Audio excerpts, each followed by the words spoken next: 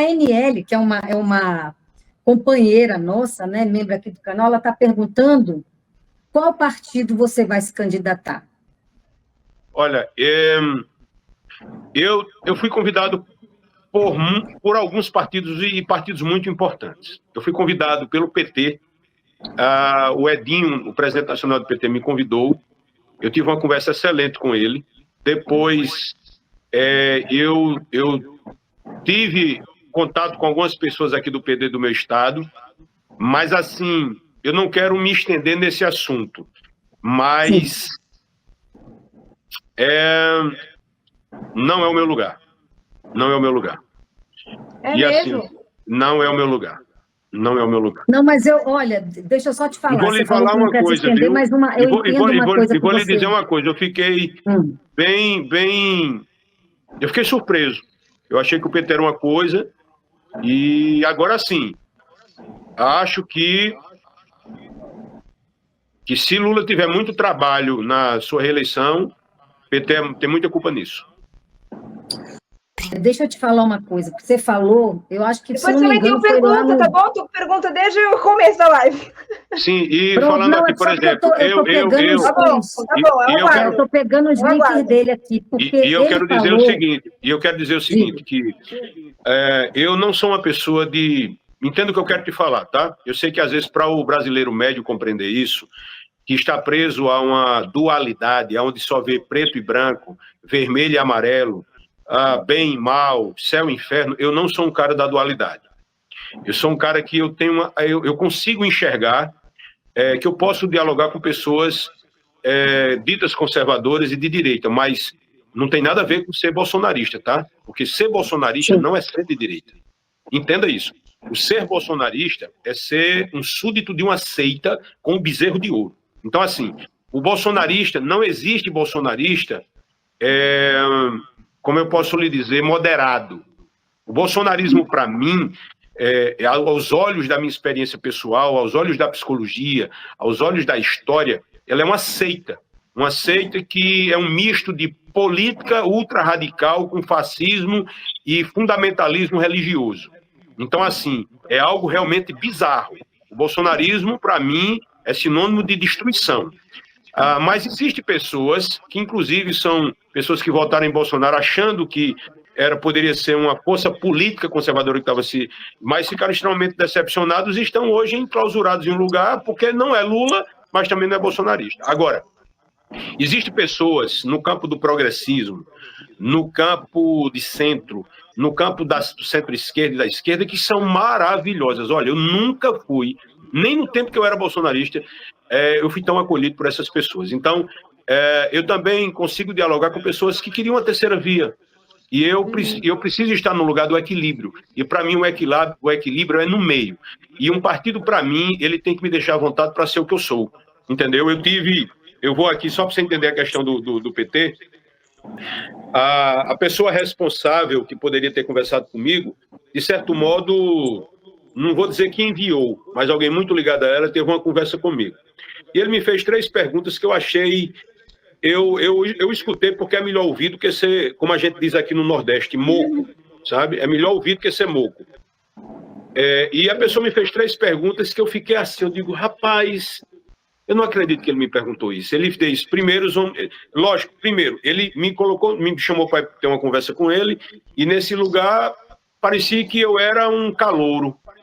E nem ele sabia o que eu era, e nem ele sabia direito o que ele estava perguntando. Que ele disse, deixa eu fazer 3 perguntas. Sobre o aborto, você é a favor? Aí eu disse, rapaz, eu fiquei assim comigo, né? Será que ele sabe o que está me perguntando? Vamos lá. Você é a favor do aborto? Tem alguém que paga um outdoor para dizer, nós somos a favor do aborto. Ninguém. O aborto é uma tragédia social. Aí eu quis ajudar ele, eu disse, deixa eu lhe ajudar a perguntar. Se você quer me perguntar se eu sou a favor de criminalizar a mulher, não, de forma nenhuma, sob hipótese nenhuma. Ela deve ser acolhida. A tragédia que ela já se encontra foi o que a fez abortar. Porque se ela tivesse um companheiro que a acolhesse, se ela tivesse uma estabilidade, se ela tivesse tido... Porque isso são camadas. Se ela não tivesse uma série de situações, ela não poderia ela não teria, talvez, a necessidade de abortar ou tivesse sofrido um aborto. Porque não é uma coisa tão simples de dizer que é sim ou não, isso é uma resposta complexa. Eu vou dar um exemplo a vocês, porque eu tenho esse pensamento.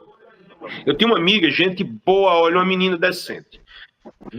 Amiga minha, amiga de uma pessoa próxima a mim, e essa menina se envolveu com um cara que eu conhecia, que era aquilo que a gente chama de amigo, mas não é amigo íntimo. O cara um escroto. E ela não teve chance com ele, porque a mulher, se não correr de perto de camarada que conversa muito, vai dar errado. Essa menina engravidou, e lá para as tantas, depois a gente soube que esse cara deu uma pressão nela, porque ele era casado, e fez com que ela forçou para que ela abortasse. Ela disse que não ia abortar, e a gente acolheu ela. A gente disse, olha, você não precisa fazer isso, porque você pode se arrepender amanhã. Nós fizemos aquilo que um humanista faz.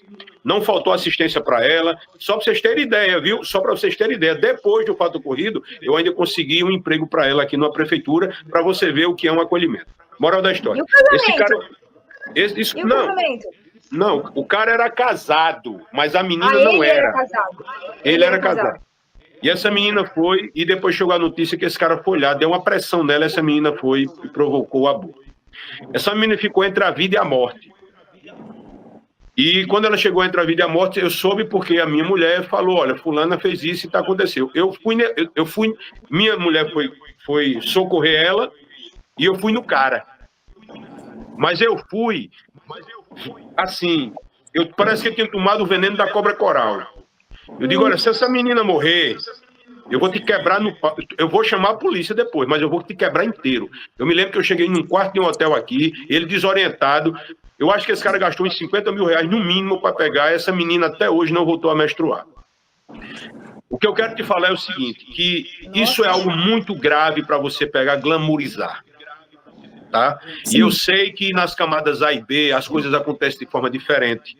Porque as mulheres, elas ainda acreditam em muitos canalhas. Essa é que é a grande realidade. Não é que a mulher seja ingênua, não é isso. É porque eu não estou aqui para julgar ninguém. Só os canalhas. Os canalhas eu gostaria de julgar, porque de canalha eu entendo. Então, o que é que acontece? O cara quer pegar e me fazer uma pergunta dessa. Eu vou citar outro exemplo aqui. Aí eu digo, rapaz, esse cara perguntou isso, mas beleza, vamos lá. Faça outra pergunta, cidadão. Aí ele, o que é que você acha sobre o uso de drogas? Eu disse, qual? Crack, cocaína, o que é que você... Você quer que eu lhe ajude a perguntar? Cannabis. Você quer saber sobre cannabis? Pronto. Cannabis, nós não podemos falar sobre esse assunto de forma ideológica ou religiosa. Muito menos legalista. Eu sou um cara da ciência, eu sou da área de psicologia, eu sou pós-graduando em terapia psicodélica, eu entendo de DMT, de cannabis, psilocibina, o que você quiser, meu irmão. Agora me diga uma coisa, que assunto você quer tratar? Para dizer só a favor ou não? Meu irmão, eu não sou a favor.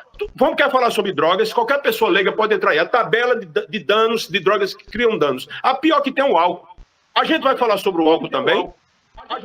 A droga que tem menos danos é o LSD, que pode ser utilizado em processo terapêutico. Aí você vem MDMA. O cara nem sabia me fazer a pergunta. Eu não sou um cara de militância de esquerda. Eu dou aula no assunto, meu irmão. Aí o cara já levou uma pressão. Quando liguei, não é preciso que ele vá me perguntar mais nada. Aí ele foi e disse, e sobre armamento? Eu digo, aonde? Na tua casa ou lá na propriedade, onde não tem polícia para chegar? Na propriedade eu sou a favor. Agora, eu não sou a favor de discriminar a arma para todo mundo. Aí eu já fiquei achando que era o seguinte, a galera está em cima da ideologia, eu já saí de um ambiente de louco e não quero entrar em outro ambiente de maluco. Entendeu? Então eu estou em cima da razão. Eu sou um camarada que olha, só para você ter ideia, parece algo assim que talvez você não compreenda, mas deixa eu te falar, eu sou um cara que a minha abordagem não é crer. Eu não creio em absolutamente nada, eu experiencio.